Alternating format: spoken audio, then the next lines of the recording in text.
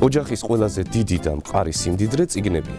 რობინზონ კრუზო მოგზაურობაში მიმავალთ ასე ურჩევდა: გახსენით ჩანთა, მიდით თაროსთან და ამოარჩიეთ ყველაზე ერთგული წიგნი. ის საიმედო მეგობარია. თუმცა თუ თქვენს ბინაში ქურდი შემოვიდა, ღმერთმა დაგიფაროთ. შეიძლება ძვირფასეულობას ნემსიც კი გააყოლოს, წიგნებს ხელს არ ახდებს.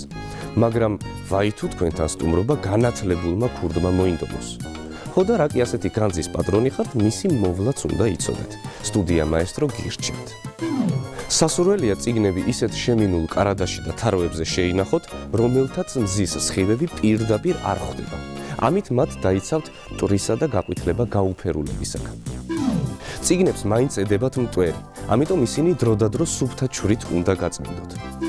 წელიწადში რამდენჯერმე თოვლიან ზამთარსა და წვიმიან ზაფხულში შეამოწმეთ ხომარ დანესტიან და თქვენი ბიბლიოთეკა. ამ დროს ფურცლები ერთმანეთს ეწებება.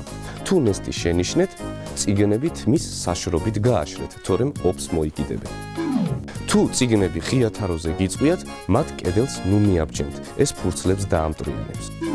ყოველ შემთხვევაში თაროზე 2-3 ნახშირის ნატეხი დააწყეთ და ორ კვირაში ერთხელ ახლით შეცვალეთ. თუ ძველი წიგნები შეიძინეთ, რომელთაც ობის სუნიაზდით, თაროზე ინგლისური მარილით სავსე თავღია ქილები დადგით. მარილი ტენსა და სუნს შეიწოვს. წიგნების თაროზე განლაგებისას ყოველთვის ეცადეთ მათი სიდიდის მიხედვით დაწყობა.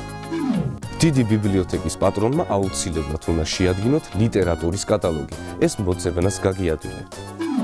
წიგნის კითხვისას ყოველთვის გამოიყენეთ სანიშნი.